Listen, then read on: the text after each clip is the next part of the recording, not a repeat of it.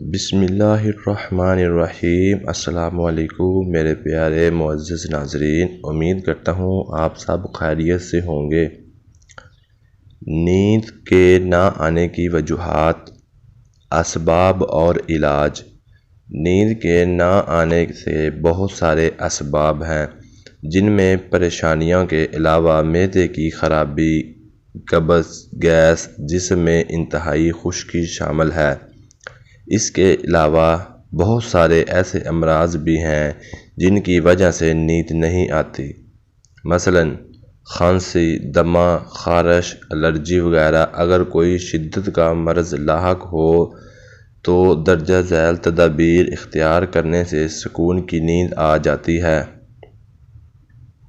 میرے دوستو، جو دوست ہمارے چینل پہ پہلی بار آئے ہیں وہ ہمارے چینل ملک MAH ہیلتھ ٹپس کو سبسکرائب کر کے ساتھ لگے بیل کے آئیکن کو پریس کر کے نوٹیفیکیشن آن کر لیں، تاکہ ہماری آنے والی نیو اپڈیٹ سب سے پہلے آپ تک پہنچ سکے۔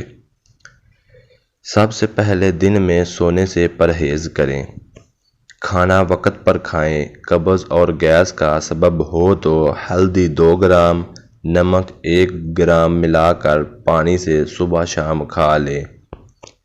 قبض اور گیس کے دور ہوتے ہی نیند آنا شروع ہو جائے گی۔ اگر بہت زیادہ دماغی خشکی کی وجہ سے نیند نہ آتی ہو تو چینی 1 چمچ، دیسی گھی میں 1 چمچ ملا کر صبح اور شام لینا ہے۔ جیسے ہی دماغی خشکی دور ہوگی، نیند آنا شروع ہو جائے گی۔ درجہ ذیل مشروبات کے استعمال سے بھی طبی نیند لوٹ آئے گی۔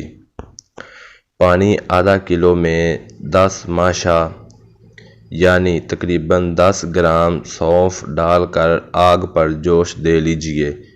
جب پانی 125 گرام رہ جائے تو اس میں گائے کا دودھ 1 پاؤ ڈال دیجیے اور 2 چمچ دیسی گھی ڈال دیں۔ اب اس میں 6 عدد چھوٹی الائچی کے دانے پیسے ہوئے اور چینی ملا دیں اور سوتے وقت پی لیا کریں۔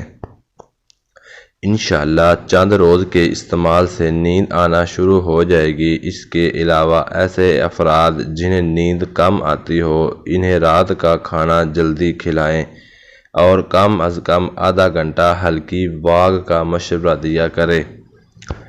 اگر بلڈ پریشر ہائی رہتا اور اس وجہ سے نیند نہ آتی ہو تو گلقند 2 چمچ نیم گرم دودھ کے ساتھ رات کو سوتے وقت لے۔ انشاءاللہ بلڈ پریشر بھی کم ہوگا اور نیند بھی سکون سے آئے گی۔ جی تو معزز ناظرین، یہ تھی آج کی تدابیر، آج کی ویڈیو۔ نیند نہ آنے کے اسباب، علاج، وجوہات، یہ سب آپ کے سامنے بیان کیے ہیں۔ تو اگر کسی بھی دوست کو ایسا کوئی مسئلہ ہو تو وہ ان باتوں پر عمل کر سکتا ہے اور انشاءاللہ اللہ تعالیٰ کے حکم سے اس کو سکون مل جائے گا اور اس کو آرام کی نیند آئے گی۔ تو ملتے ہیں کسی اچھی ویڈیو کے ساتھ۔ اپنا بہت سارا خیال رکھیں، ہمیں دعاؤں میں یاد رکھیں۔ رب رکھا۔